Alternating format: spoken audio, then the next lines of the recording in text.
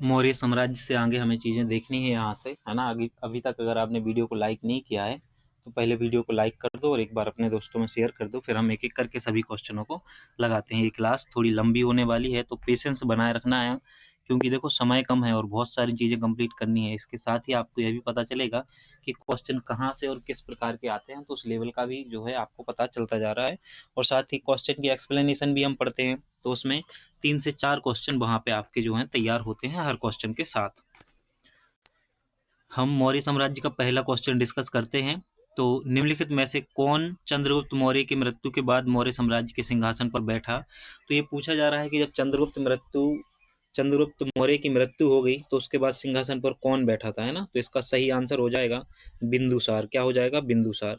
कुछ बच्चों को बिंदुसार और बिंबिसार में जो है वो कंफ्यूजन रहता है, तो आपको ऐसे याद रख लेना है कि बिंबिसार जो है वो चंद्रगुप्त मौर्य के पहले का है और बिंदुसार उसका पुत्र है चंद्रगुप्त मौर्य का, तो बिंदुसार जो है वो बाद में आएगा।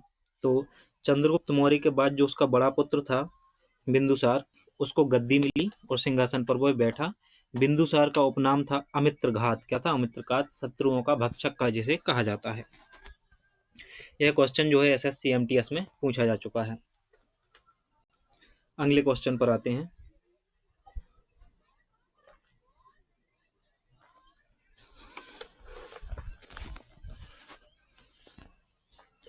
अंतिम मौर्य सम्राट की हत्या करने के लिए कौन जिम्मेदार था?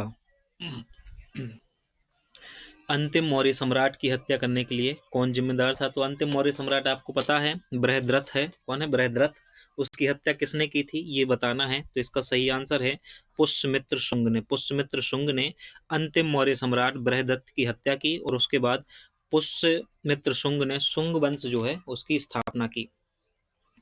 पुष्यमित्र शुंग बृहदत्त का सेनापति था और बृहदत्त की हत्या की इसने। शुंग राजवंश की स्थापना भी इसी ने की, पुष्यमित्र शुंग ने। इसने अशोक के कई स्तूपों और शिलालेखों को भी नष्ट किया था। किसने? पुष्यमित्र शुंग ने। मौर्य वंश की स्थापना 322 ईसा पूर्व में किसने की थी? चंद्रगुप्त मौर्य ने की थी। किसके साथ मिलकर? चाणक्य के साथ मिलकर, जो कि इनके गुरु हुआ करते थे। बाद में इनके जो है वो प्रधानमंत्री भी बने हुए। कौन? चंद्रगुप्त मौर्य के जो प्रधानमंत्री कौन बनाए गए थे? तो चाणक्य जो है वो चंद्रगुप्त मौर्य के प्रधानमंत्री रहे हैं। चाणक्य की कौन कौन सी पुस्तक का नाम आपको याद है तो आप कमेंट बॉक्स में कमेंट कर सकते हो। साथ ही हम अगले क्वेश्चन पर आते हैं। क्वेश्चन नंबर जो है 119 है। मौर्य सेना के प्रशासनिक कार्यों की जिम्मेदारी कितने सदस्यों को सौंपी गई थी? तो मौर्य साम्राज्य जो था उसमें सेना जो थी उसके प्रशासनिक कार्यों की जिम्मेदारी जो है वह 30 व्यक्तियों को सौंपी जाती थी। किसको? 30 सदस्यों को सौंपी जाती थी। तो पूछा जाए कि मौर्य सेना के प्रशासनिक कार्यों की जो जिम्मेदारी है कितने सदस्यों को सौंपी गई थी? तो 30 को सौंपी गई थी। साथ में हम यह भी बता दें आपको कि ये क्लास ना सिर्फ एसएससी के लिए बल्कि एमपीपीएससी हो या कोई भी एग्जाम जिसमें सामान्य ज्ञान पूछा जाता है, जनरल अवेयरनेस पूछी जाती है या जीएस से संबंधित कोई भी पोर्शन पूछा जाता है, उन सभी के लिए क्लास जो है वो महत्वपूर्ण होगी, क्योंकि जीएस के क्वेश्चन तो सभी में देखने को मिलने ही हैं। तो यहाँ से क्यों ना आप अच्छे से रिवीजन कर सकते हो। मौर्य प्रशासन एक विशाल सेना के रखरखाव से जाना जाता था। रोमन लेखक प्लिनी ने उल्लेख किया है कि चंद्रगुप्त मौर्य के पास 9000 हाथी, 30,000 घुड़सवार और 6 लाख पैदल सेना थी। मैगस्थनीज के अनुसार मौर्य सेना के प्रशासनिक कार्यों की जिम्मेदारी जो है 30 सदस्यों को सौंपी गई थी। कितने को? 30 सदस्यों को सौंपी गई थी। क्वेश्चन नंबर 120 है। भारतीय समाज को 7 वर्गों में किसने वर्गीकृत किया है? भारतीय समाज को 7 वर्गों में किसने वर्गीकृत किया है? ऑप्शन के आधार पर आपको आंसर देना था कि इन ऑप्शनों में से कौन सा सही है। तो इसका सही हो जाएगा ऑप्शन नंबर ए। मैगस्थनीज जो है इसने भारतीय समाज को 7 वर्गों में विभाजित किया है, ऐसा उसने अपनी पुस्तक इंडिका में वर्णन किया था। प्रथम वर्ग में आता था दार्शनिक, दूसरे वर्ग में कृषक, पशुपालक, कारीगर, योद्धा, निरीक्षक और सभासद। ये 7 वर्गों में जो है वो मैगस्थनीज ने अपनी इंडिका में वर्णन किया है भारतीय समाज का। मैगस्थनीज ने बताया कि भारतीय समाज की सामाजिक व्यवस्था में दास प्रथा नहीं पाया जाता था। जब मैगस्थनीज ने इस बुक को लिखा होगा उस समय उसने नहीं देखा होगा, तो ऐसा ही लिख दिया जैसा उसने पाया, है ना। लेकिन बाद में जो है और उससे पहले दास प्रथा का प्रचलन तो था, है ना। ये भी आप मानते होगे, प्राचीन हिस्ट्री में आपने कहीं ना कहीं पढ़ा होगा। क्वेश्चन नंबर 121 है। अशोक के अभिलेखों के अनुसार निम्नलिखित में से कौन सा मगध साम्राज्य में एक प्रांतीय केंद्र नहीं था? है ना, तो मगध साम्राज्य में नहीं था, एक इसकी बात की जा रही है।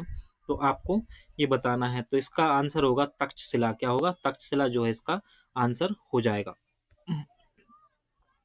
माफ कीजिए, इंद्रप्रस्थ है इसका आंसर। क्या है? इंद्रप्रस्थ है। तो देखो क्या है, मौर्य साम्राज्य कुछ इस तरीके से फैला हुआ था। ये हमारा भारत है ना, तो आपको ये देखने को मिलता है इस प्रकार से, ये भारत है। और तक्षशिला जो है वो यहाँ है, जबकि मगध कहाँ था? यहाँ था। तो तक्षशिला भी उसके अंतर्गत आता था, है ना, लेकिन इंद्रप्रस्थ जो है वो नहीं शामिल था। क्वेश्चन नंबर 122 है, निम्नलिखित में से कौन सा ग्रंथ मौर्य साम्राज्य के काल के प्रशासनिक और सैन्य संगठन का सूक्ष्म विवरण देता है? तो इनमें से कौन सा ग्रंथ है जो मौर्य साम्राज्य के काल के प्रशासनिक और सैन्य संगठन के बारे में जानकारी देता है? तो सबसे अच्छा तरीका है जानने का, अर्थशास्त्र जिन्होंने लिखी है वो उनका नाम है चाणक्य। और चाणक्य जो है वो चंद्रगुप्त मौर्य के दरबार में प्रधानमंत्री थे। तो उन्हीं के द्वारा आपको सबसे निकटतम आंसर यही होता, तो आप गैस करके भी इसको आंसर कर सकते थे। इसका सही आंसर होगा अर्थशास्त्र। कौटिल्य ने राज्य का सप्तांग सिद्धांत भी दिया है। कौन सा सप्तांग? तो ये 7 अंग भी आपको याद होने चाहिए। राजा, अमात्य, जनपद, दुर्ग, कोष, सेना और मित्र, ये 7 अंग भी याद होने चाहिए। राजा, अमात्य, जनपद, दुर्ग, कोष, सेना और मित्र। ये कौन सा सप्तांग सिद्धांत है? तो राज्य का सप्तांग सिद्धांत है, जो कि अर्थशास्त्र में कौटिल्य ने दिया है। कौटिल्य के सप्तांग सिद्धांत में अमात्य निम्नलिखित में से किसे दर्शाता है? तो ये बताना है कि अमात्य जो है इनमें से किसे दर्शाता है। तो अमात्य एक मंत्री या अधिकारी को दर्शाता है। अमात्य CGL Tier 1 में क्वेश्चन पूछा जा चुका है। कौटिल्य के सप्तांग सिद्धांत में अमात्य से तात्पर्य मंत्री और अधिकारी से था। यह राज्य का दूसरा महत्वपूर्ण अंग था। तो पहले राजा आता था, फिर अमात्य का नाम आता है, जिसके बिना राजा द्वारा शासन चलाना कठिन ही नहीं बल्कि असंभव था। अमात्यों की संख्या राजा की इच्छा अनुसार निर्भर करती थी। राजा जितने अमात्य रखना चाहे, ये किस पर निर्भर था? राजा पर निर्भर था।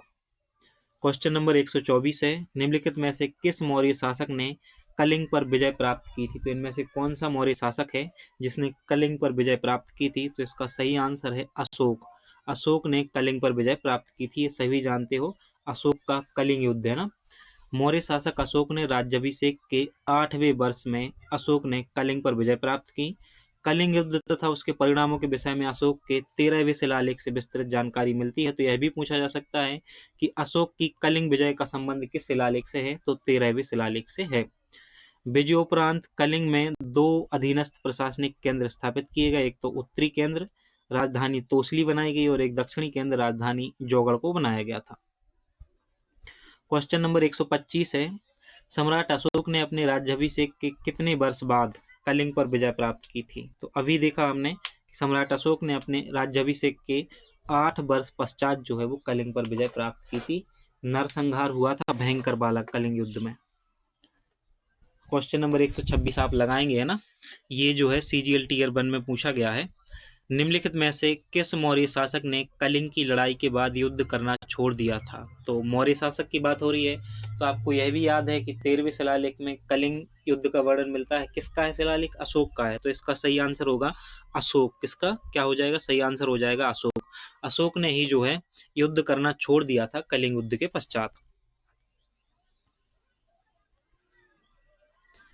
क्वेश्चन नंबर 127 है, मौर्य सम्राट चंद्रगुप्त मौर्य ने निम्नलिखित में से किसे पराजित किया था? तो इनमें से किसे जो है वो मौर्य सम्राट अशोक ने, माफ कीजिए, चंद्रगुप्त ने पराजित किया था? तो इसका सही आंसर है सेल्यूकस निकेटर। क्या है? सेल्यूकस निकेटर को पराजित किया था मौर्य सम्राट चंद्रगुप्त ने। मौर्य सम्राट चंद्रगुप्त ने 305 ईसा पूर्व में सिकंदर का जो सेनापति था सेल्यूकस निकेटर, इसको पराजित किया था। हार के बाद निकेटर ने जो अपनी पुत्री थी, निकेटर की जो पुत्री थी कार्नेलिया की शादी चंद्रगुप्त मौर्य के साथ कर दी तथा हेरात और मकरान प्रांत जो है वो चंद्रगुप्त को दिए थे। मैगस्थनीज सेल्यूकस निकेटर का राजदूत था जो चंद्रगुप्त मौर्य के दरबार में रहता था। तो सेल्यूकस निकेटर का ही वो था सेना राजदूत था। कौन? मैगस्थनीज, जो कहाँ रहने लगा था? फिर चंद्रगुप्त मौर्य के दरबार में रहने लगा था। और इसी ने इंडिका नामक पुस्तक लिखी है। तो पूछा जाए इंडिका किसने लिखी है, तो से मैगस्थनीज ने जो है वो इंडिका पुस्तक लिखी है। चंद्रगुप्त मौर्य ने किसे हराया? सेल्यूकस निकेटर को। सेल्यूकस निकेटर की पुत्री का क्या नाम था? कार्नेलिया। क्या था? कार्नेलिया। यह भी आपको याद होना चाहिए। आप SSC MTS का ये क्वेश्चन देखो, कितना शानदार क्वेश्चन बनाया है इन लोगों ने। अशोक के अधिकांश शिलालेख जो हैं वो ब्राह्मी लिपि में लिखे गए हैं। क्या ये सही है, ये बताना था। दूसरा कथन लिखा है कि चाणक्य के कई विचार अर्थशास्त्र नामक पुस्तक में लिखे गए हैं, तो क्या यह भी सही है? तो चाणक्य की पुस्तक थी अर्थशास्त्र, क्या इनके विचार, तो जिसकी पुस्तक है उसके विचार नहीं मिलेंगे तो किसके मिलेंगे? तो ये तो ऑप्शन सही है, ये आपको ऐसे अंदाजा लगा लेते कि ये सही है, तो इससे एलिमिनेट हो जाता कि ये तो एलिमिनेट हो जाता और ये भी एलिमिनेट हो जाता। अब बचते आपके पास दो ऑप्शन। अब फिर आपको याद होना चाहिए कि अशोक के जो शिलालेख हैं किस लिपि में हैं, तो ब्राह्मी लिपि में ही हैं। किसमें हैं? ब्राह्मी लिपि में। इसका मतलब है ऑप्शन नंबर डी जो है वो सही आंसर हो जाता। अशोक के कई शिलालेख कई लिपियों में मिलते हैं, जैसे ब्राह्मी, खरोष्टी, अराइमक आदि में, लेकिन सर्वाधिक जो शिलालेख हैं वो ब्राह्मी लिपि में ही मिलते हैं। और अर्थशास्त्र को किसने लिखा है? चाणक्य ने ही लिखा है। इसमें मौर्यकालीन राज्य व्यवस्था का वर्णन देखने को मिलता है। ये अधिकारी से क्वेश्चन आया है, कहाँ से? तो हमारे अधिकारी बाबू यूट्यूब चैनल का नहीं बोल रहे हैं हम, ये बोल रहे हैं कि जो मौर्यकालीन प्रशासन था उससे संबंधित एक क्वेश्चन है, सीजीएल टियर 1 में पूछा गया है 2023 में। क्या बोल रहे हैं क्वेश्चन में? समाहर्ता नामक अधिकारी क्या कार्य करता था, ये बताना है कि जो समाहर्ता नामक अधिकारी था मौर्य काल में, ये क्या करता था? तो इसका काम था कर निर्धारण। क्या था? कर निर्धारण करना इसका कार्य था समाहर्ता नामक अधिकारी का। मौर्य काल में राजस्व विभाग का सर्वोच्च अधिकारी समाहर्ता होता था, तो राजस्व विभाग का सर्वोच्च अधिकारी कौन था? समाहर्ता। ऐसे भी क्वेश्चन बन सकता है। इसका प्रमुख कार्य कर निर्धारण करना था। इसके अधीन शुल्काध्यक्ष, सूत्राध्यक्ष और मुद्राध्यक्ष अनेक कर्मचारी कार्य करते थे। कौटिल्य के अर्थशास्त्र के अध्ययन से मौर्य साम्राज्य के केंद्रीय संगठन के संबंध में जानकारी मिलती है। इस काल में शासन के विविध विभाग तीर्थ कहलाते थे, तो पूछा जा सकता है मौर्य काल में जो शासन के अलग अलग विभाग थे उनको क्या कहा जाता था? तो उनको तीर्थ कहा जाता था। क्या कहा जाता था? तीर्थ कहा जाता था। और जिनकी संख्या कितनी थी? 18 थी। यह भी क्वेश्चन बन सकता है।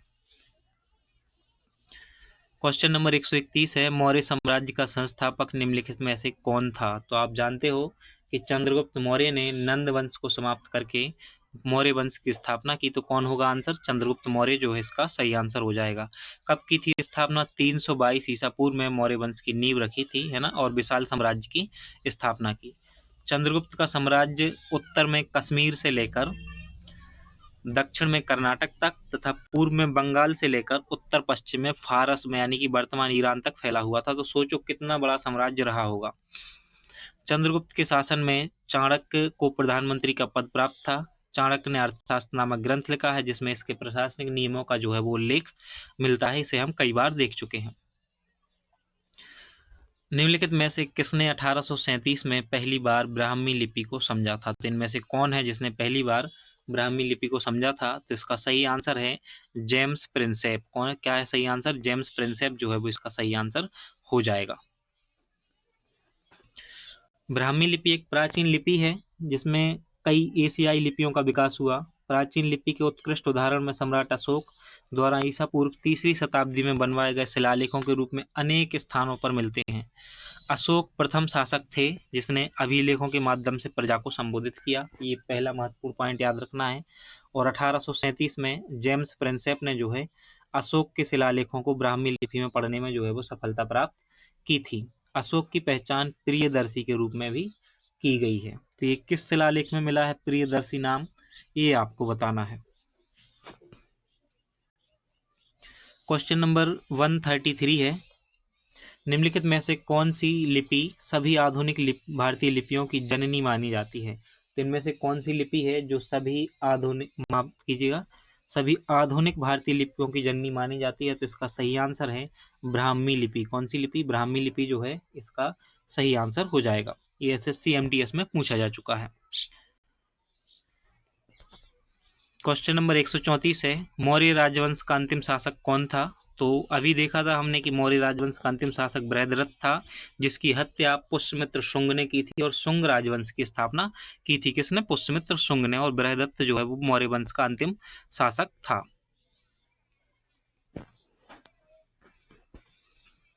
निम्न के बाद सम्राट अशोक ने बौद्ध धर्म ग्रहण किया था? तो इसका सही आंसर है कलिंग के युद्ध के बाद। देखो SSC MTS में कितना सरल क्वेश्चन पूछा गया है ना। बाकी के ऑप्शनों से ही आप सही आंसर कर ले जाते। अगर आप काल निर्धारण अच्छे से देख पाते, आप फिर समझते हो, थोड़ी सी भी हिस्ट्री को लेकर आपकी अंडरस्टैंडिंग अच्छी होगी ना, तो आप समझ पाओगे। देखो हल्दी घाटी का युद्ध अशोक से कहीं भी संबंध नहीं रखता, बहुत दूर दूर तक, है ना। उसके बाद आप देखते बक्सर और तराइन का युद्ध भी बहुत दूर दूर है ना। तो इसका सही आंसर होता है कलिंग। अगर आप पढ़ के भी नहीं जाते और आपको थोड़ी सी नॉलेज होती हिस्ट्री की, तब भी इसका आंसर आप सही कर ले जाते। अगले क्वेश्चन पर आते हैं, है ना। आपको हम एक बात बताएं, इस समय ना सरकारी नौकरी आपके लिए बहुत महत्वपूर्ण स्थान रखती है, बहुत ज़्यादा। और अगर आप आज मेहनत नहीं कर रहे हो, है ना, तो समझो फिर तो बहुत ही दिक्कत है। अच्छा, मोबाइल पर तैयारी करना, यूट्यूब या किसी भी प्लेटफॉर्म पर ऑनलाइन तैयारी करना बहुत टफ काम है, बहुत कठिन काम हो गया है।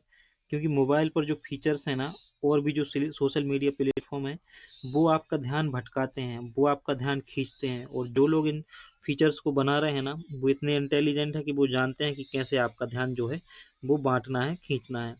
इससे आपको पढ़ने से रोका जा रहा है, एक प्रकार से ये षड्यंत्र हो रहा है आपके खिलाफ, इससे बचना है आपको। तो आपको क्या करना होगा, जैसे जीएस का जो पोर्शन है वो बेस्ट से बेस्ट तरीके से हम कोशिश कर रहे हैं कि यहाँ पे कंप्लीट हो जाए। इसके अलावा आपको कहीं से भी जीएस पढ़ने की ज़रूरत नहीं पड़ेगी। तो जीएस के लिए आप हमारे यूट्यूब चैनल को जो है वो सेलेक्ट कर सकते हो। मैथ के लिए तो मैं, आप तो अपने हिसाब से पढ़ लेना कि जो आपको टीचर ठीक लगते हो, लेकिन कोई मुझसे पूछे सजेस्ट करने को, तो मैं आदित्य रंजन और गगन प्रताप सर का नाम सजेस्ट करूंगा। अभिनय सर से भी आप पढ़ सकते हो। लेकिन आप ये सोचोगे कि उनका अभी का लाइव बैच लें हम इन लोगों का, तो उससे नहीं हो पाएगा। क्यों नहीं हो पाएगा? क्योंकि जितना समय बचा हुआ है उसके लिए आपको वीओडी लेना होगा, रिकॉर्डेड बैच खरीदना होगा, है ना। या तो रिकॉर्डेड बैच खरीद लो, या कहीं से किसी दोस्त ने खरीद रखा हो तो उससे भी आप पढ़ सकते हो, जिसमें वैलिडिटी इतनी हो कि आपका जो एग्जाम आने वाला है उससे पहले पहले चीज़ें कवर हो जाएं। तो बेसिक से पढ़ने के लिए तो आपको पूरा बैच खरीदना पड़ेगा, है ना। लेकिन अगर आप सिर्फ पढ़ चुके हो पहले से मैथ, और आप सिर्फ प्रैक्टिस करना चाहते हो, तो अभिनय सर या गगन सर का किसी का भी बैच ले सकते हो, देख सकते हो रिकॉर्डेड वीडियो, तो जल्दी से कंप्लीट भी हो जाएगा चीज़ें। अब दूसरा है रीजनिंग के लिए क्या करना चाहिए। तो रीजनिंग के लिए आप पीयूष सर से भी पढ़ सकते हो और विक्रमजीत सर से भी पढ़ सकते हो, है ना। तो आप इनको पहले एक बार यूट्यूब पर देख लेना, जो भी आपको बेस्ट लगे, इन दोनों में से किसी से भी पढ़ सकते हो, दोनों ही बेहतरीन पढ़ाते हैं। साथ ही अगर आपने पहले पढ़ी है तो क्या कीजिएगा, रीजनिंग की कोई सी भी एक बुक खरीद लीजिएगा और उससे लगा लीजिएगा, जिसपे लिखा हो, ऐसी बुक खरीदना जिसमें टीसीएस के क्वेश्चन हो, तो उसको आप कर सकते हो। एसएससी के प्रीवियस ईयर के सारे क्वेश्चन लगा लोगे तब भी आपका काम हो जाएगा। अब एक पोर्शन बचा है इंग्लिश, है ना। तो इंग्लिश के लिए आप क्या कर सकते हो, इंग्लिश के लिए अलग अलग प्लेटफॉर्म हैं, लेकिन आप कैसा करो, एक तो आपके पास वॉल्यूम 1 होनी चाहिए नीतू मैम की, है ना, उससे आप प्रैक्टिस कर सकते हो। बहुत बेहतरीन तरीके से क्वेश्चन है, और वो तो सभी टॉपर सजेस्ट करते हैं, है ना, सबने पढ़ी होती है, आपके पास भी होनी चाहिए। इंग्लिश के लिए एक चीज़ हो गई। दूसरी, वोकेब के लिए क्या करेंगे, तो नीतू मैम की ही वोकेब की एक बुक आती है, उसको आप देख सकते हो। तो वोकेब एक बहुत टफ पोर्शन है, तो उसको आप यूट्यूब से भी कंप्लीट कर सकते हो। यूट्यूब पे वीडियो डले होंगे, है ना, 40-50 घंटे के वीडियो होंगे, कहीं ना कहीं मिल ही जाएंगे आपको, तो उनको भी आप देख सकते हो। यहाँ से जो है आपका इंग्लिश तैयार हो जाएगा।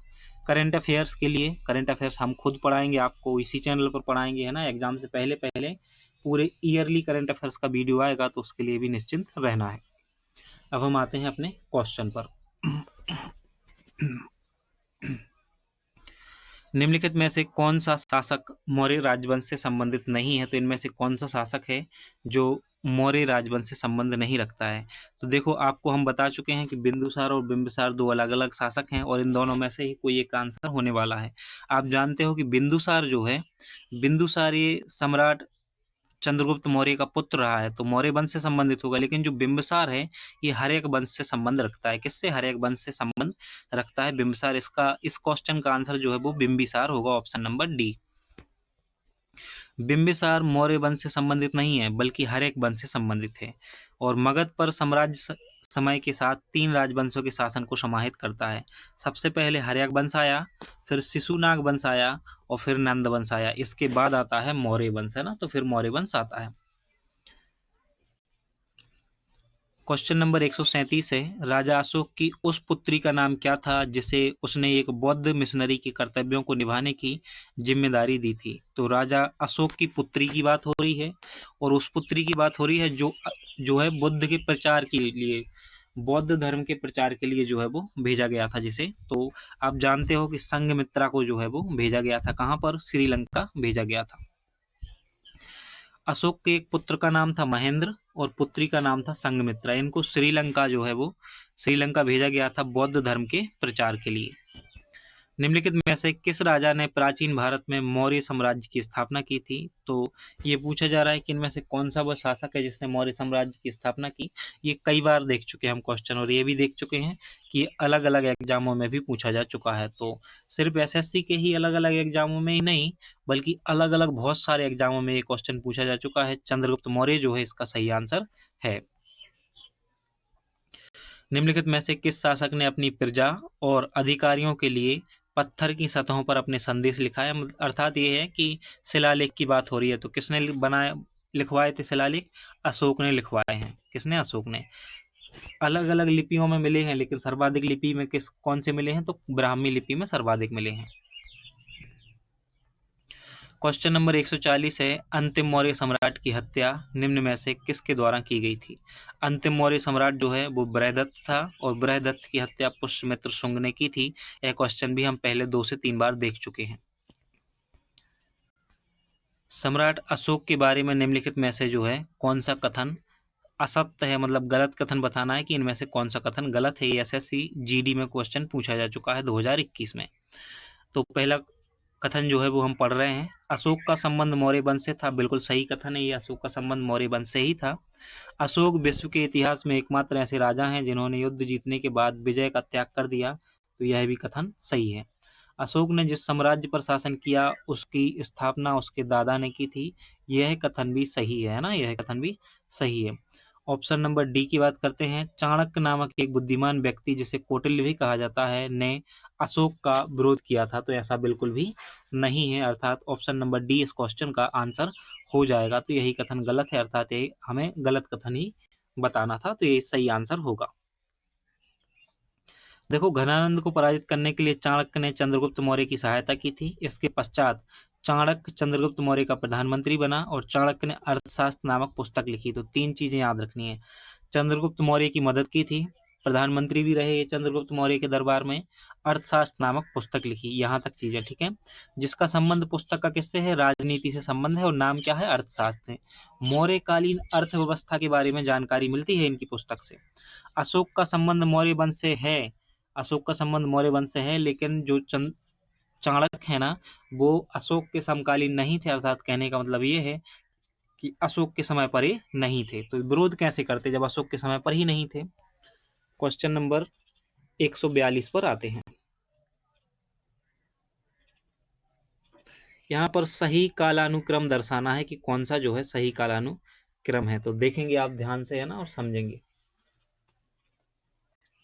देखो, चंद्रगुप्त मौर्य ने जो है मौर्य वंश की स्थापना की। तो सबसे पहले तो ये देखना है कि चंद्रगुप्त किसमें सबसे आगे ऑप्शन है। तो एक ही ऑप्शन ऐसा था, ऑप्शन बी। तो देखते ही आपको आंसर कर देना था जल्दी से, बिना सोचे, जिससे आपका समय भी बचता। चंद्रगुप्त मौर्य के बाद बिंदुसार जो है उसका पुत्र गद्दी पर बैठा, और बिंदुसार का पुत्र जो है अशोक गद्दी पर बैठा था। अशोक के बाद अंतिम मौर्य साम्राज्य जो है शासक जो है वो हम जानते हैं कि बृहदत्त है, जबकि बृहदत्त से पहले कुछ और भी शासक रहे हैं, लेकिन आपको अंतिम यहाँ पर लिखा हुआ है। तो कालानुक्रम के अनुसार यही जो है ऑप्शन नंबर बी जो है वो सही हो जाएगा। तो ऑप्शन नंबर बी जो है इसका सही आंसर है।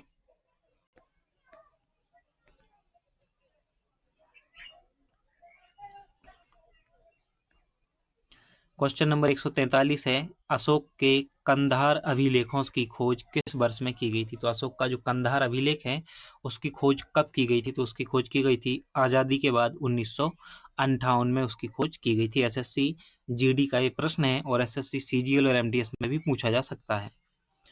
कंधार का द्विभाषी शिलालेख सम्राट के अशोक के द्वारा 260 ईसा पूर्व में शिला पर 2 भाषाओं ग्रीक और अरामाइक में उत्कीर्ण कराया गया प्रसिद्ध शिलालेख है। कौन सा? कंधार शिलालेख। कब खोज हुई? 1958 में इसकी खोज की गई थी। क्वेश्चन नंबर 144 है, भारत के प्राचीन इतिहास के संदर्भ में अशोक स्तंभ का संबंध निम्नलिखित में से किस स्थान से है? तो भारत के प्राचीन इतिहास में अशोक स्तंभ की बात हो रही है, का संबंध जो है वो कहाँ से है? तो इसका सही आंसर है सांची, है ना। सांची इसका सही आंसर है। सांची में जो है अशोक का स्तंभ है ना, और सर्वाधिक प्राचीन है। और सांची जो है वो मध्य प्रदेश में है। कहाँ पर है? मध्य प्रदेश में है। क्वेश्चन नंबर 145 है, चंद्रगुप्त मौर्य ने कौटिल्य की सहायता से मगध में खालिस्तान के साम्राज्य को उखाड़ फेंका। तो नंद वंश के, नंदों के साम्राज्य को जो है वो उखाड़ फेंका था, ये आपको पता ही है। क्वेश्चन नंबर 146 है, सेल्यूडिस मौर्य युद्ध में सेल्यूकस ने निम्नलिखित में से किस मौर्य शासक के विरुद्ध युद्ध लड़ा था? तो इसका सही आंसर है चंद्रगुप्त मौर्य के खिलाफ जो है वो युद्ध लड़ा था सेल्यूकस ने। किसने? सेल्यूकस ने। और पराजित भी हुआ था चंद्रगुप्त मौर्य के खिलाफ। क्वेश्चन नंबर 147 है, गुजरात में खालिस्तान झील वस्तुतः एक कृत्रिम जलाशय है जो मौर्यों के शासन के दौरान बनवाई गई थी।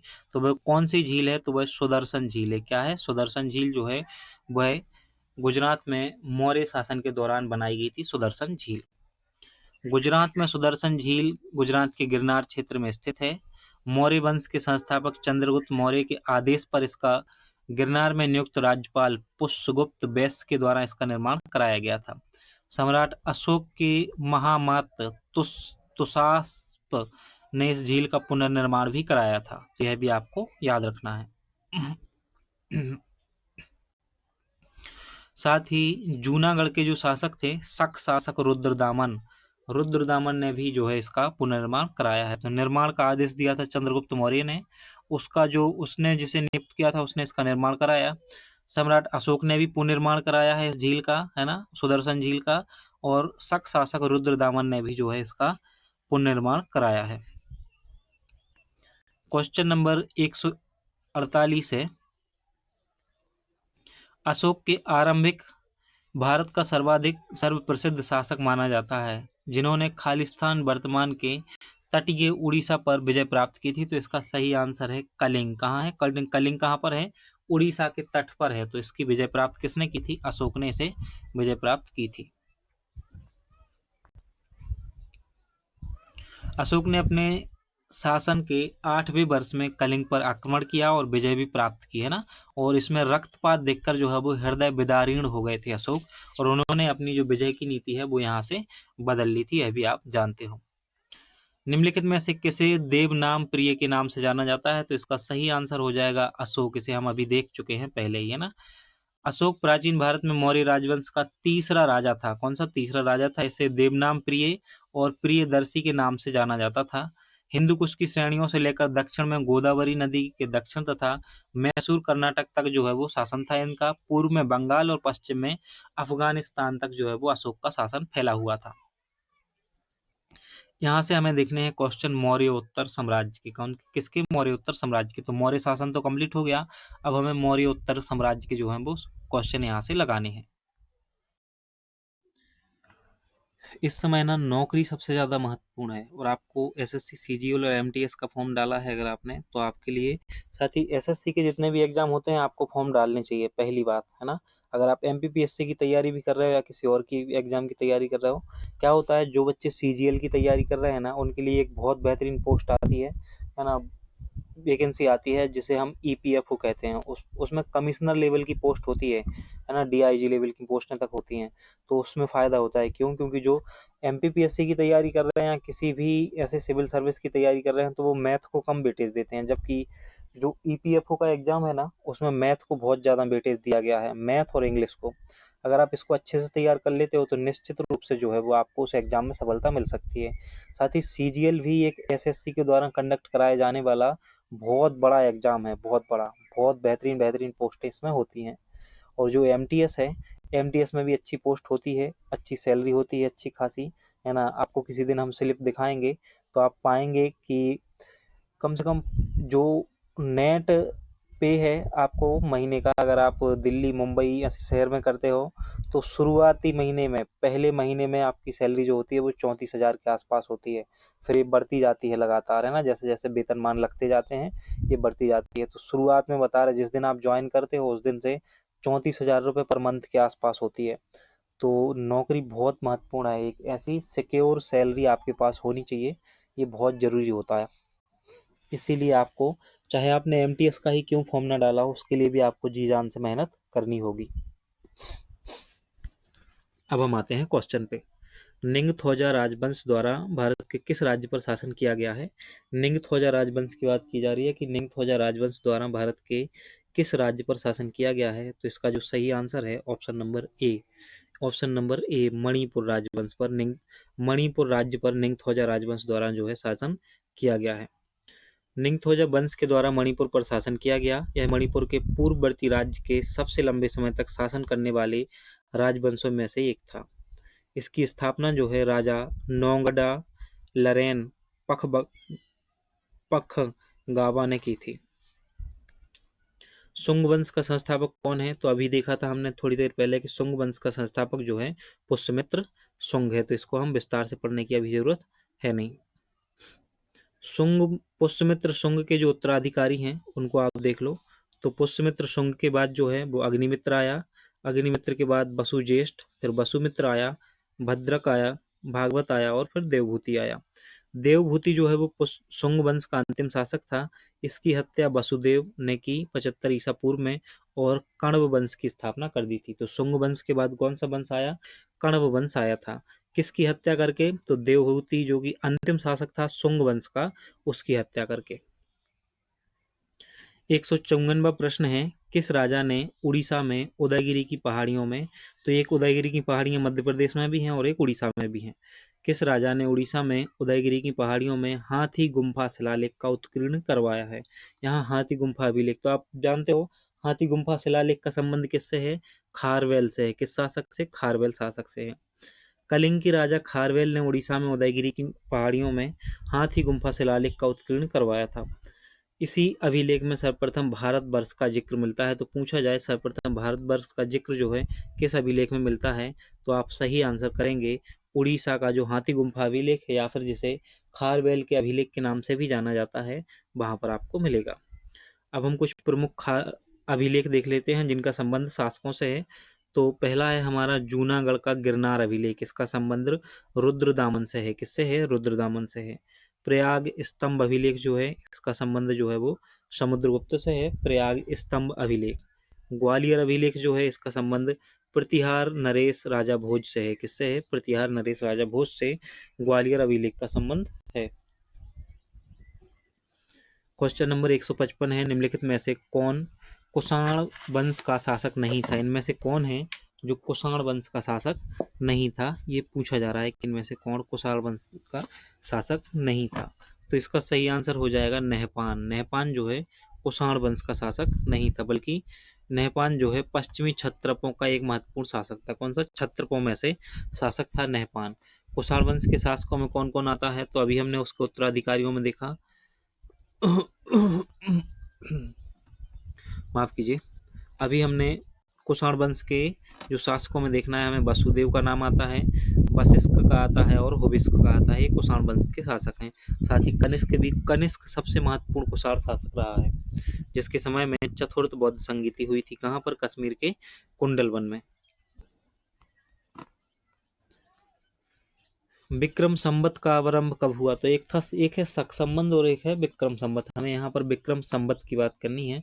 विक्रम संवत जो है वो ईसा पूर्व का है। तो कब हुई विक्रम संवत की शुरुआत? तो इसका आरंभ माना जाता है 57 ईसा पूर्व में। कब? ईसा पूर्व 57 में माना जाता है विक्रम संवत का आरंभ। मालवा के शासक विक्रमादित्य ने शकों को पराजित करने के उपलक्ष्य में 57 ईसा पूर्व में विक्रम संवत का प्रचलन कराया था। तो जब शकों को पराजित किया इन्होंने, तब इसकी शुरुआत की गई थी। किसकी? विक्रम संवत की। विक्रम संवत को कृत संवत और मालवा संवत के नाम से भी जाना जाता है, जबकि शक संवत जो है वो 78 ईसा पूर्व में कुषाण शासकों ने चलाया था। कौन सा? शक संवत। कनिष्क के द्वारा प्रारंभ किया गया था शक संवत। और अगर पूछा जाए विक्रम संवत, तो ये जो है वो जैन के शासक विक्रमादित्य द्वारा शुरू हुआ था 57 ईसा पूर्व में BC में। और गुप्त संवत किसने चलाया था? तो ये चलाया था चंद्रगुप्त प्रथम ने। कब? 319 ईसा में।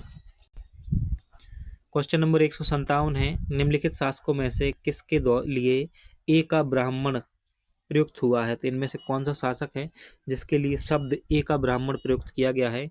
तो गौतमी पुत्र सातकर्णी को एका ब्राह्मण के रूप से जाना जाता था। गौतमीपुत्र सातकर्णी आंध्र सातवाहन वंश का 23वां एवं सबसे महान शासक हुआ है। गौतमीपुत्र सातकर्णी आंध्र सातवाहन वंश से संबंध रखते हैं। इसके समय में उनकी माता बलश्री का नासिक अभिलेख प्राप्त हुआ है, जिसमें इसे एकमात्र ब्राह्मण या एका ब्राह्मण कहा गया है।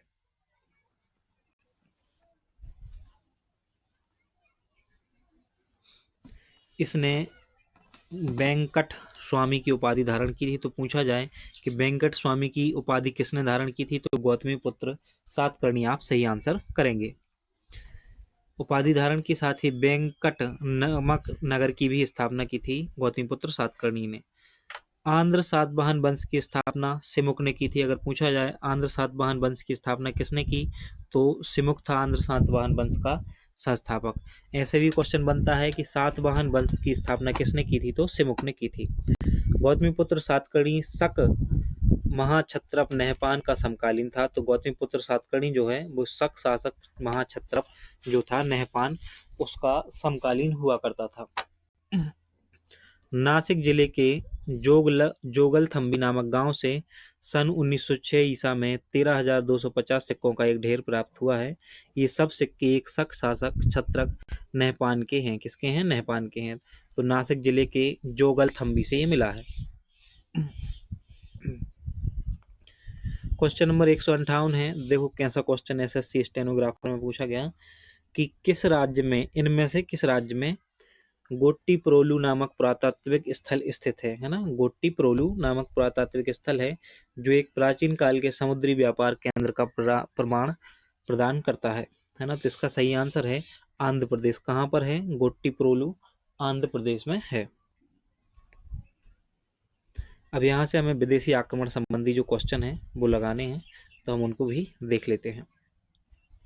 पहला ही क्वेश्चन है, किस विदेशी आक्रमणकारी ने अपने प्रदेश चंद्रगुप्त मौर्य को सौंप दिए थे? तो वह कौन सा विदेशी आक्रमणकारी है? तो इसका सही आंसर हो जाएगा सेल्यूकस निकेटार। किसने? सेल्यूकस निकेटार ने।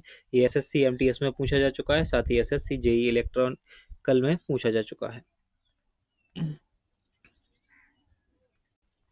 सिकंदर का सेनापति था सेल्यूकस। बेबीलोन का राजा बना एवं बैक्ट्रिया पर विजय प्राप्त की। भारत पर विजय की लालसा से वह भारत की ओर बढ़ा और चंद्रगुप्त मौर्य से युद्ध किया। चंद्रगुप्त मौर्य ने जो है वो सेल्यूकस निकेटार को पराजित किया है ना। तो सेल्यूकस निकेटार को पराजित किया था चंद्रगुप्त मौर्य ने। 330 ईसा पूर्व में इनके बीच संधि हुई। कब हुई संधि? 330 ईसा पूर्व में। 303 ईसा पूर्व में संधि हुई थी। और संधि की जो शर्तें थी उसमें सेल्यूकस ने अपनी पुत्री कार्नेलिया का विवाह चंद्रगुप्त मौर्य से किया। चंद्रगुप्त मौर्य को 4 प्रांत काबुल, कंधार, हेरात और मकरान ये दहेज में मिले थे। काबुल, कांधार, हेरात और मकरान दहेज में मिले थे। उस समय का समय देखो है ना, कैसे शासक लोग जो थे वो दहेज में कितनी जगह दे दिया करते थे। और आज यहाँ पर आपने देखा होगा सागर की एक घटना घटित हुई है कि छोटी सी जगह के बंटवारे को लेके जो है वो 3 छोटे छोटे मासूम बच्चों को मार दिया गया और उसकी माँ को मार दिया गया। तो क्या से क्या हो रहा है जर जोरू और ज़मीन के लिए। तो जो चीज़ें फसाद की जड़ है ना, आपको कोशिश करनी चाहिए कि आप उनसे दूर रहें, है ना। तो ऐसी चीज़ों से दूर रहना चाहिए और इन चीज़ों का मोह नहीं होना चाहिए। ये बहुत बड़ी जो क्या कहते हैं इसको, क्या कहेंगे उस भाषा में कि हाँ, इन चीज़ों की लालसा जो है मनुष्य से हैवान बनाने की ओर ले जाती है। चंद्रगुप्त ने सेल्यूकस को 500 हाथी जो है वो प्रदान किए थे। तो चंद्रगुप्त ने भी युद्ध जरूर जीता था, लेकिन संधि हुई जब तो कुछ चंद्रगुप्त ने दिया, कुछ सेल्यूकस ने दिया। तो 500 हाथी जो है वो अपने ससुर जी को इन्होंने दिए थे। निम्नलिखित में से कौन भारत में एक शक शासक था? तो इनमें से कौन सा है जो भारत में एक शक शासक था? तो बिंदुसार था क्या? बिल्कुल नहीं, बिंदुसार नहीं था, है ना। पांडु का यह भी नहीं है, चस्ताना यह भी नहीं है। तो ये तीनों तो नहीं है। तो सही आंसर हो जाएगा रुद्रदामन जो है इसका सही आंसर हो जाएगा। शक शासक जो रुद्रदामन हुआ है, रुद्रदामन प्रथम, ये बहुत ही सर्वाधिक शक्तिशाली राजाओं में से एक था उस समय का। इसने जो है सिंध हो गया, कोंकण हो गया, नर्मदा के आसपास का क्षेत्र हो गया, मालवा और गुजरात का एक बड़ा भाग जो है इसके शासन के अंतर्गत आता था। गिरनार पर्वत पर जो सुदर्शन झील है इसकी मरम्मत कराई थी किसने? शासक रुद्रदामन ने। आपको ये बताना है कि ये जो सुदर्शन झील है इसका निर्माण किसने कराया था। उसने ही सबसे पहले विशुद्ध संस्कृत भाषा में लंबा अभिलेख जारी किया था। कौन सा लंबा अभिलेख जो है वो जारी किया था किसने? सबसे पहले विशुद्ध संस्कृत भाषा में सबसे लंबा अभिलेख जो है जूनागढ़ अभिलेख रुद्रदामन ने ही जारी किया था। तो पूछा जाए जूनागढ़ अभिलेख का संबंध किस शासक से है? रुद्रदामन से है। यह आपको आंसर करना होगा। सिकंदर ने हाइडेस्पीज के युद्ध में खालिस्तान को हराया था। तो इसमें से पूछा जा रहा है कि सिकंदर जो है इसने हाइडेस्पीज के युद्ध में किसे हराया था? तो सही आंसर है पोरस को हराया था। किसको हराया था? पोरस को हराया था। हाइडेस्पीज की लड़ाई सिकंदर और राजा पोरस के बीच 326 ईसा पूर्व में झेलम नदी के तट पर हुई थी। कहाँ हुई थी? झेलम नदी के तट पर लड़ी गई। लड़ाई के परिणाम स्वरूप ग्रीक जीत गए और मैसेडोनियाई साम्राज्य भारत के दरवाजे पर पहुंच गया। पोरस की हार का कारण उसकी सेना की हाथी बने थे। क्या बने थे? हाथी बने थे। प्रथम हूण आक्रमण कब हुआ था? ये पूछा जा रहा है कि प्रथम हूण आक्रमण जो है वो कब हुआ था। तो प्रथम हूण आक्रमण हुआ था 458 ईसा पूर्व में। कब हुआ था? 458 ईसा पूर्व में। हूण जो है वो मध्य एशिया की एक खानाबदोश जाति हुआ करते थे और यह अपने समय की सबसे बर्बर जातियों में गिनी जाती थी हूण को। 458 ईसा पूर्व में इन्होंने भारत पर पहला आक्रमण किया स्कंदगुप्त के समय पर। किसके समय पर? स्कंदगुप्त के समय पर। तो कभी कभी यह भी पूछा जाता है कि हूणों ने अपना पहला आक्रमण किसके समय पर किया? स्कंदगुप्त के समय पर किया। कब किया? 458 ईसा में किया था। ईसा पूर्व में नहीं, ईसा में किया था, है ना, गुप्त समय में। इसका उल्लेख भीतरी स्तंभ अभिलेख में मिलता है। इस आक्रमण का नेतृत्व जो है वो खुशनबाज ने किया था। गुप्त काल में हूणों ने पंजाब मालवा पर अधिकार कर लिया और मथुरा से हूणों के सिक्के भी जो है वो प्राप्त होते हैं। क्वेश्चन नंबर 163 है, खालिस्तान ने राजा हान होती से युद्ध किया था, जो चीन के हान राजवंश के राजा थे और द्वितीय प्रयास में उसे हराया भी था। तो इनमें से वह कौन सा शासक है? तो कनिष्क जो है इन्होंने हान होती से युद्ध किया था, कनिष्क ने। अब यहाँ से हमें जो है वो गुप्ता एम्पायर की बात करनी है, तो गुप्ता एम्पायर से संबंधित हम क्वेश्चनों को लगाएंगे। आवाज़ वगैरह सब क्लियर आ रही हो, है ना? तो देखो आप क्या चाहते हो, क्या इम्प्रूव किया जा सकता है वीडियो में। तो देखो रिकॉर्डेड वीडियो होते हैं आप जो देख रहे होते हो, तो लाइव तो हम आपको देख नहीं सकते, लेकिन आप जो कमेंट करते हो ना तो आपकी बात हम तक पहुंच जाती है। आप जो लाइक करते हो, कमेंट करते हो, उससे हमें क्या है, मोटिवेशन मिलता है कि हम आपके लिए और भी अच्छा कंटेंट लेकर आएँ। तो अभी तो MCQ आ रहे हैं, इसका रिवीजन वीडियो भी आएगा, फटाफट रिवीजन वीडियो, तो उसके लिए भी आपको तैयार रहना है। करंट अफेयर्स का वीडियो भी आना है, तो ईयरली करंट 18 महीने का करंट अफेयर्स हमें कंप्लीट करना है SSC CGL के लिए। तो करंट अफेयर्स तो सभी को पढ़ना होता है, चाहे कोई सा भी एग्जाम आप कर रहे हो, तो उसके लिए भी तैयार रहना है। तो आपको वीडियो देखना चाहिए और वीडियो से क्या होता है, एक कंटिन्यूटी बन जाती है ना। और वरना ये सोशल मीडिया का ज़माना है, मोबाइल आप अपने पास रखोगे तो बहुत सारी चीज़ें देखोगे, ये और वो बहुत कुछ देखोगे जो कोई सार्थक नहीं है, बिल्कुल भी सार्थक नहीं है आपके लिए। इस समय आपका ध्यान पूरा का पूरा आपकी वर्दी पर होना चाहिए कि हाँ वर्दी लेनी है, इनकम टैक्स ऑफिसर बनना है, या जो भी आपका पोस्ट आपको ठीक लगती हो, जो भी करना है, एक्साइज ड्यूटी करनी, जो भी हो, तो उसके लिए आपको मेहनत करनी पड़ेगी आज, है ना। आपसे हम कहते हैं कभी कभी कि अपने दोस्तों में शेयर कर दो वीडियो को, तो आप वो भी नहीं करते हो, कर दिया करो, है ना, अच्छा होता है आपके लिए भी हमारे लिए भी। गुप्ता साम्राज्य को शुरू करते हैं हम यहाँ से। गुप्ता एम्पायर से जो पहला क्वेश्चन है, नालंदा विश्वविद्यालय की स्थापना खालिस्तान द्वारा 5वीं शताब्दी में की गई थी। तो इसका जो सही आंसर हो जाएगा कुमारगुप्त हो जाएगा। क्या है? कुमारगुप्त। कुमारगुप्त ने नालंदा विश्वविद्यालय की जो है स्थापना 405वीं शताब्दी में की थी और कुमारगुप्त का जो शासन है वो 450 से 470 ईसा पूर्व रहा है। इसी समय पर नालंदा विश्वविद्यालय की जो है वो स्थापना की गई थी। प्राचीन भारत में यह प्रमुख शिक्षा का केंद्र था। हिंदू व बौद्ध अनुयायी शिक्षा ग्रहण करते थे यहाँ पर, और वर्तमान में इसे यूनेस्को विश्व धरोहर स्थल में भी शामिल किया गया है। क्वेश्चन नंबर 165 है, गुप्त साम्राज्य के प्रसिद्ध स्रोत प्रयाग प्रशस्ति को खालिस्तान के रूप में जाना जाता है। गुप्त साम्राज्य का जो प्रयाग प्रशस्ति है इसको खालिस्तान के रूप में जाना जाता है। किस रूप में जाना जाता है आपको ये बताना है कि इनमें से किस रूप में जाना जाता है। तो प्रयाग प्रशस्ति से आप नाम से ही समझ गए होंगे कि इलाहाबाद से संबंध रखता है, तो आप इसका सही आंसर करते हैं इलाहाबाद, है ना। आप इस क्वेश्चन को देखो, ये पहले तो सिलेक्शन पोस्ट में भी आया है, साथ ही 2023 में सिलेक्शन पोस्ट में आया और उससे पहले ही एसएससी जीडी में भी आया था। इसका मतलब है कि जो एसएससी क्वेश्चन पूछती है वो रिपीट भी होते हैं, बहुत ज़्यादा क्वेश्चन रिपीट होते हैं, देखने को आपको मिलते हैं। देखो जो प्रयाग प्रशस्ति है ये संस्कृत भाषा में लिखा गया है ना, और इसकी रचना हरिशरण ने की है। किसने की है? हरिशरण ने की है। प्रयाग प्रशस्ति किसके समय का है, किसका स्तंभ है ये? तो समुद्रगुप्त का एक स्तंभ है ना, इलाहाबाद में है। प्रयाग प्रशस्ति हरिशरण ने रचना की है और संस्कृत भाषा का है। क्वेश्चन नंबर 166 है, गुप्त काल को प्रारंभ करने का श्रेय किसे दिया जाता है? तो इनमें से कौन सा ऑप्शन है जो गुप्त काल को प्रारंभ करने का श्रेय जाता है? तो इसका सही आंसर है चंद्रगुप्त प्रथम को। चंद्रगुप्त प्रथम को। कहीं कहीं स्रोतों में घटोत्कच भी मिलता है, तो उसको भी आपको याद रखना है। चंद्रगुप्त प्रथम 319 से 350 ईसा पूर्व तक इनका शासन रहा। गुप्त वंश का प्रथम महान शासक था। वह गुप्त साम्राज्य का प्रथम स्वतंत्र शासक भी था जिसने महाराजाधिराज की उपाधि धारण की, और उसने लिच्छवी राजकुमारी कुमार देवी से विवाह किया था। किसने? चंद्रगुप्त प्रथम ने। अपनी स्थिति को सुदृढ़ किया। इस विवाह की स्मृति में चंद्रगुप्त कुमार देवी प्रकार के सोने के सिक्के चलाए, जिन पर एक ओर चंद्रगुप्त तथा कुमार देवी का चित्र था और दूसरी ओर दुर्गा का चित्र अंकित किया गया था।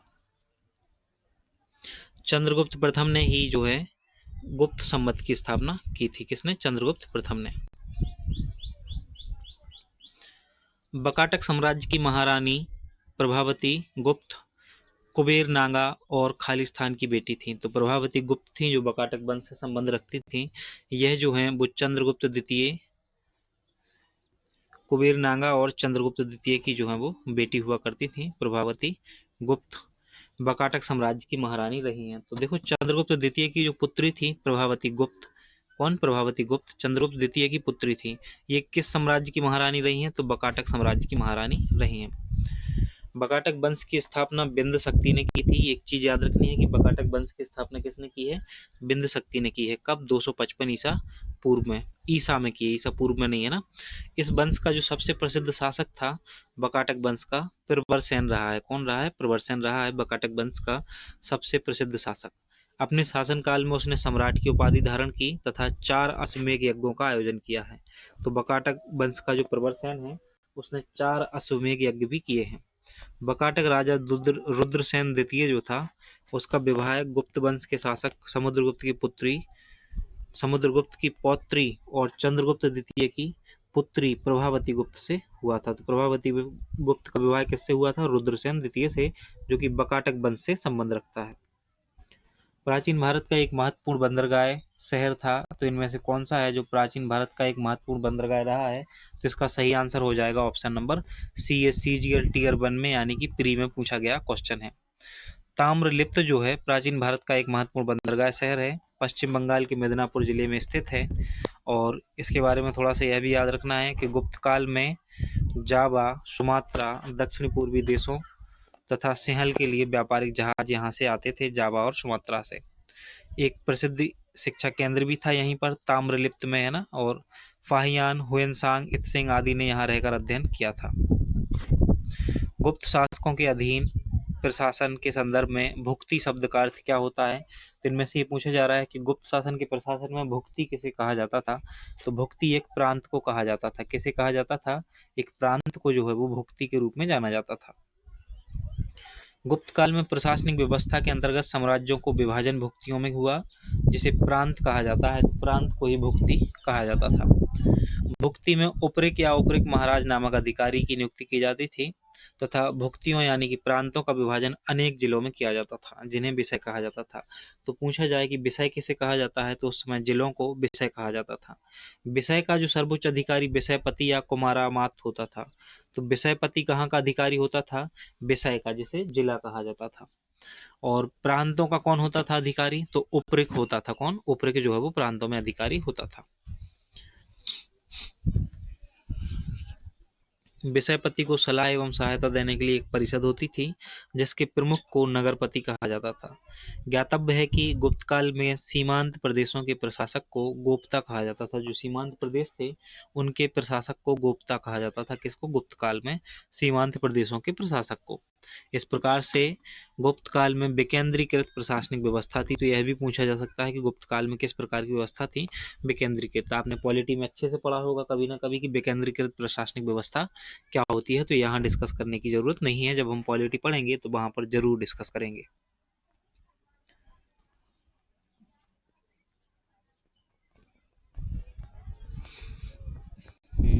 क्या हो रहा है? एक मिनट थम जा भाई। गुप्त प्रशासन के संदर्भ में बिथी शब्द को खालिस्तान संदर्भित करता है। तो बिथी एक प्रशासनिक इकाई हुआ करती थी उस समय। क्या थी? बिथी प्रशासनिक इकाई थी, बिथी, है ना। तो ये आपको याद रखना है। गुप्त कुषाणों के सामंत थे, है ना। तो गुप्त जो है वो कुषाणों के सामंत हुआ करते थे और जो मौर्यों के बाद उत्तर भारत के सबसे बड़े साम्राज्य के रूप में उभरे थे। गुप्तकालीन प्रशासनिक पद्धति विकेंद्रीकरण की व्यवस्था पर आधारित थी। गुप्त प्रशासन के संदर्भ में बिथी जो है, इसका एक शाब्दिक अर्थ होता था प्रशासनिक इकाई। क्या होता था? प्रशासनिक इकाई जो है वो बिथी शब्द का अर्थ होता था। गुप्त साम्राज्य में राजा को उसके प्रशासन में एक समुदाय और समूह द्वारा निर्देशित किया जाता था, जिसमें एक मुख्यमंत्री और एक सेनापति हुआ करता था। निम्नलिखित में से किस गुप्त शासक ने लिच्छवी वंश की लड़की से विवाह किया था? तो इनमें से कौन सा वह शासक है जिसने लिच्छवी वंश की लड़की से विवाह किया था? तो चंद्रगुप्त प्रथम ने जो है वो लिच्छवी राजकुमारी से विवाह किया था।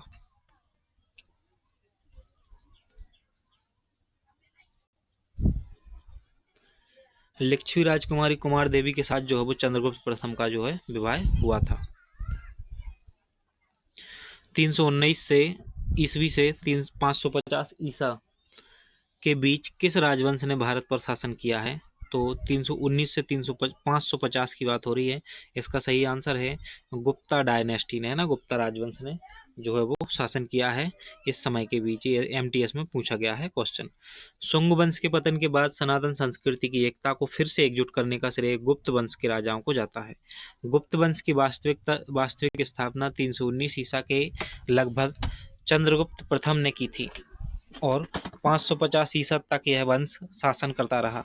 पुराणों के अनुसार गुप्तों का उदय प्रयाग और साकेत के बीच संभवतः कौशाम्बी में हुआ था। निम्नलिखित में से कौन चंद्रगुप्त प्रथम का उत्तराधिकारी था?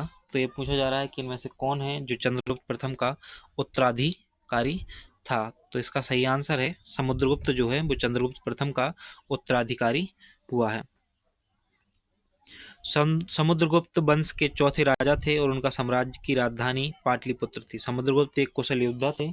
इतिहासकार बिसेंट स्मिथ ने उसे भारत का नेपोलियन कहा है। गुप्त राजवंश का पहला शासक निम्नलिखित में से कौन था जिसने महाराजाधिराज की पदवी धारण की थी? तो इसका सही आंसर है चंद्रगुप्त प्रथम ने जो है महाराजाधिराज की उपाधि जो है धारण की थी, है ना। तो यह आपको याद रखना है। स्वर्ण के सिक्के चलाने वाला भी पहला शासक चंद्रगुप्त प्रथम ही था गुप्त वंश में। क्वेश्चन नंबर 176 है, गुप्तों ने खालिस्तान नाम का जुर्माना लगाया था जो हल रखने वाले प्रत्येक कृषक द्वारा भुगतान किया जाने वाला एक हल कर था। तो इसका सही आंसर है हली बकर कहा जाता था। जिसे क्या कहा जाता था? हली बकर कहा जाता था। गुप्त शासकों ने हली बकर या हलदंड नामक एक जुर्माना लगाया जो हल रखने वाले प्रत्येक कृषक द्वारा भुगतान किया जाने वाला एक हल कर था। आर्थिक उपयोगिता के आधार पर गुप्त काल में निम्नलिखित प्रकार की भूमि थी। तो गुप्त काल में कौन कौन सी भूमि पाई जाती थी उसको आप देखेंगे। एक होती थी क्षेत्र, एक भूमि को कहा जाता था क्षेत्र। जो कृषि करने योग्य जो भूमि होती थी उसको क्षेत्र कहा जाता था। क्या कहा जाता था? क्षेत्र कहा जाता था। एक होती थी वास्तु। क्या? वास्तु। वास करने योग्य जो भूमि होती है उसे वास्तु कहा जाता है। एक भूमि होती थी सारा। क्या? सारा। पशुओं के चारा के योग्य जो भूमि होती थी उसे सारा, जहाँ वास किया जाता था उसे वास्तु, और जो कृषि की जाती थी उसे क्षेत्र कहा जाता था। ऐसी भूमि जो जोतने योग्य नहीं होती थी उसे खिल कहा जाता था। क्या कहा जाता था? खिल कहा जाता था। और ऐसी भूमि जो जंगली होती थी उसे अपरहत कहा जाता था। क्या कहा जाता था? अपरहत कहा जाता था ऐसी भूमि को जो जोतने योग्य, जो जंगली भूमि होती थी उसे अपरहत कहा जाता था।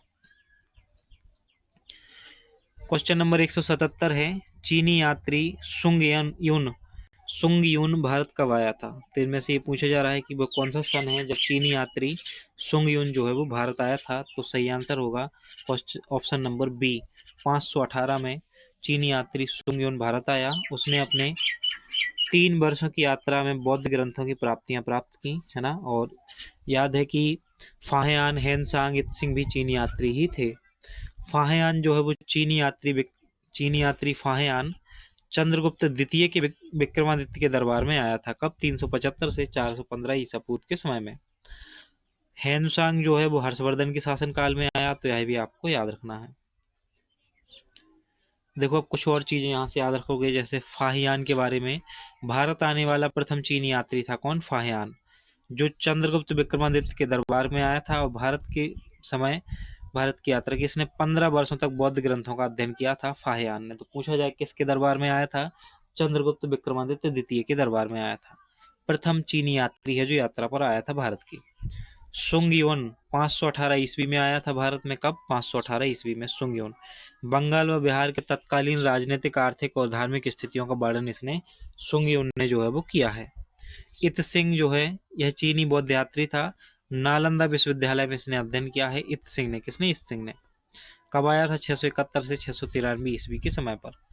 मालवेन ये 7वीं शताब्दी में भारत आया। हर्षवर्धन की पूर्वी भारत आक्रमण अभियान का वर्णन इसने किया है मालवेन लिन ने। चाउजुकुआ चाउजुकुआ चाउजुकुआ ये भारत में रहा है और इसने अपनी रचना में चूफानची, इसकी रचना का नाम है चूफानची, 13वीं शताब्दी के चीनी अरबी व्यापार पर आक्रमण किया है। नाम देखो आप कैसा है बुक का, चूफानची। अच्छा, ये कैसे नाम निर्धारित करते होंगे? कोई बर्तन फेंक के देख लेते होंगे और जो भी आवाज आई उसका नाम रख लेते होंगे? ऐसा नहीं है, ये वहाँ का हो सकता है कोई कल्चर होगा जिससे निकलते होंगे इस प्रकार के नाम। तो हमें किसी के कल्चर का मजाक बनाने का कोई अधिकार नहीं है, तो हम मजाक नहीं बना रहे हैं, तो ऐसे ही आपके मनोरंजन के लिए बोल दिया गया है। ये जो नामकरण होते हैं ना, हर एक जगह अलग अलग होते हैं, तो इनके पीछे कुछ ना कुछ विशेषता होती है। वहाँ भी कुछ ना कुछ विशेषता है चाइना में।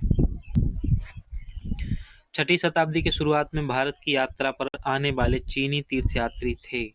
6ठी शताब्दी के शुरुआत की बात हो रही है, तो इनमें से कौन है जो आया था? तो सुंगयुन जो है, देखो ये क्वेश्चन पहले ही पूछा जा चुका और दोबारा से भी घुमा के पूछा गया है ना। तो 6ठी शताब्दी की शुरुआत में भारत में कौन आया? सुंगयुन चीनी यात्री भारत आया था। अब यहाँ से हमें गुप्त उत्तर साम्राज्य की बात करनी है, पोस्ट गुप्ता एम्पायर की बात करनी है।